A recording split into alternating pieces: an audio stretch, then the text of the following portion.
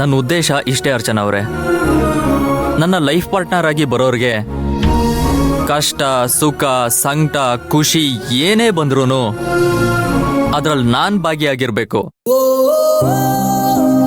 ನಮ್ಮಿಬ್ರು ಮದುವೆ ಆದ್ಮೇಲೆ ರಾಘವನ್ನ ಒಟ್ಟಿಗೆ ಸ್ಕೂಲಿಗೆ ಕರ್ಕೊಂಡು ಹೋಗೋಣ, ವಾಪಸ್ ಕರ್ಕೊಂಡು ಬರೋಣ.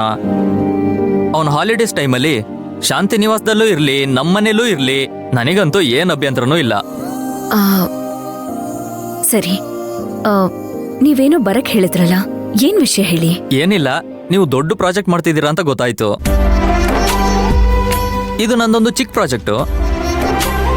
ನೀವೇನೇ ಆದ್ರೂ ದೊಡ್ಡ ಜನ ಅಲ್ವಾ, ನಿಮ್ ಲೆವೆಲಿಗೆ ನಾನಿಲ್ಲ. ಏನಿದು ಹೀಗ್ ಮಾತಾಡ್ತಿದ್ದೀರಾ? ನಾವ್ ಮಾಡೋ ಕೆಲ್ಸದಲ್ಲಿ ಶ್ರದ್ಧೆ ನಂಬಿಕೆ ಇದ್ರೆ ಸಾಕು. ಸಣ್ಣ ಸಣ್ಣ ಕೆಲ್ಸಗಳು ದೊಡ್ಡ ಮಟ್ಟದಲ್ಲೇ ಯಶಸ್ಸು ತಂದ್ಕೊಡುತ್ತೆ.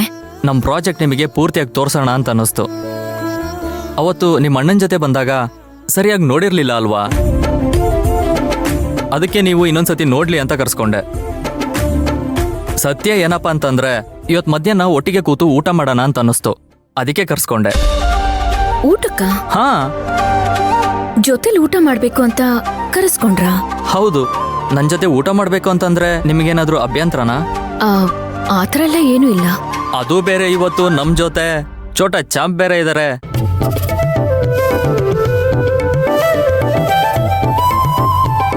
ಒಂದ್ ರೌಂಡ್ ಬಿಲ್ಡಿಂಗ್ ನ ಸುತ್ಕೊ ಬನ್ನಿ, ಅಷ್ಟೊತ್ತಿಗೆ ಊಟ ರೆಡಿ ಮಾಡಿರ್ತೀನಿ. ಸರಿ ಬಾ ರಾಘವ್.